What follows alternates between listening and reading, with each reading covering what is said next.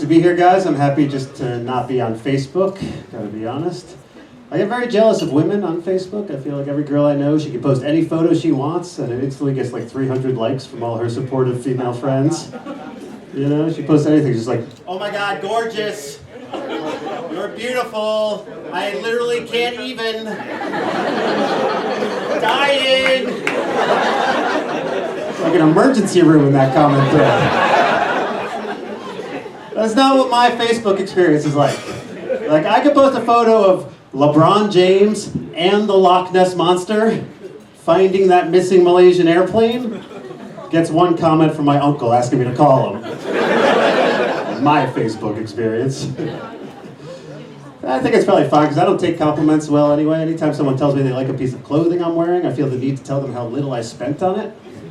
So I'll be like, "I like that sweater." I'll be like, "Oh, there's a hole in it. I got the Salvation Army, only $10. Which is weird because I don't do that with other stuff in my life. It's not like, "Hey, your girlfriend's really cool." "Oh yeah, low self-esteem. I got her at AA." "Daddy issues. She's a cutter. What a bargain, huh?" That's a bad idea. My mom was a big hippie. When I was growing up, she was always in her meditation room, just constantly in her meditation room. I remember the first time I ever smoked weed, I was like, "Wow, this smells a lot like my mom's meditation room." No wonder meditating made her love Taco Bell. All right. All adds up now. My family's actually Jewish.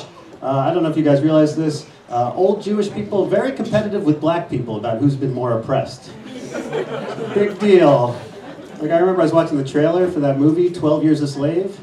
My grandma walks into the room, she's just like, 12 years, huh? Try 40 years in the desert, that's all I'm saying.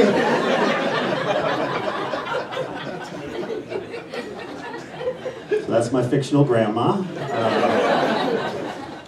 I actually live in a black neighborhood in Brooklyn. The kids who live on my block, they got a lot of fun nicknames for me when I walk by. You know, like Starbucks. And 5-0.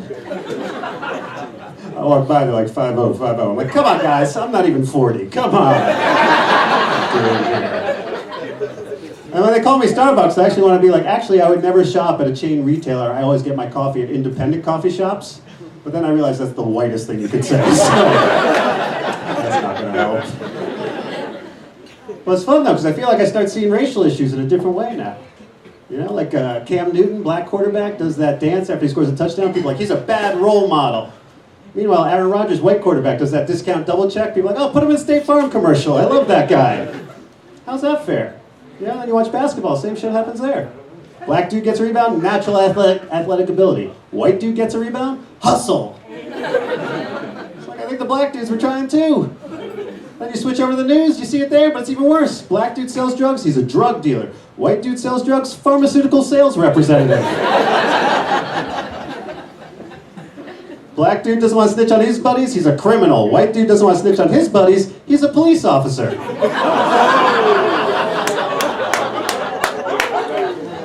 Yeah, they're constantly telling on each other, yeah, right. Just saying, you gotta look at that stuff, you know? Black dude takes $600 in handouts from the government, welfare queen. White dude takes $12 billion in handouts from the government, CEO of Goldman Sachs.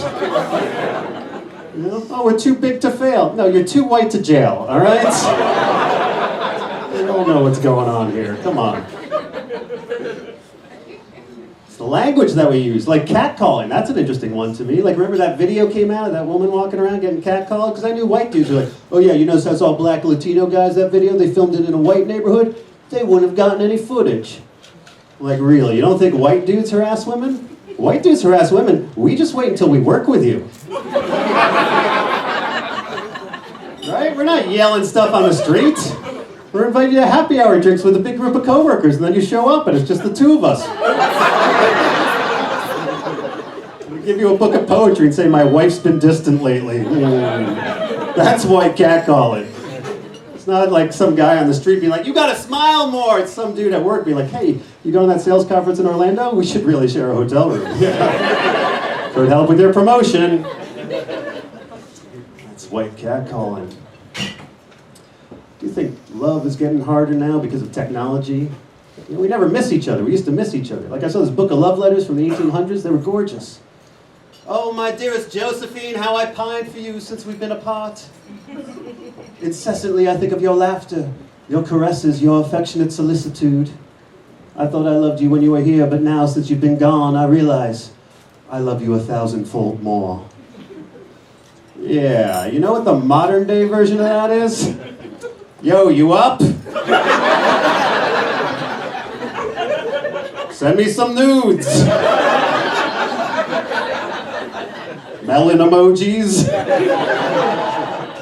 She's like, new phone, who dis? It's